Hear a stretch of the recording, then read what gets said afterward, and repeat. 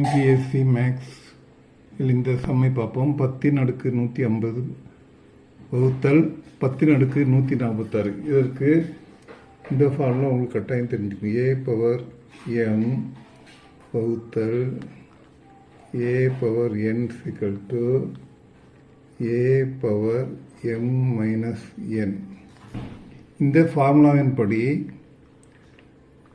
10^150 வகுத்தல் 10^146 10^150 -146 கழித்தால் 150ல் 146 போன 4. ஆன்சர் 10 கூட எத்தனை சேவை சேர்க்கணும்? 4 சேவர். 1 2 3 4 சேவர். This is answer. சேனலை சப்ஸ்கிரைப் பண்ணுங்கள். பார்த்தமைக்கு நன்றி. வணக்கம்.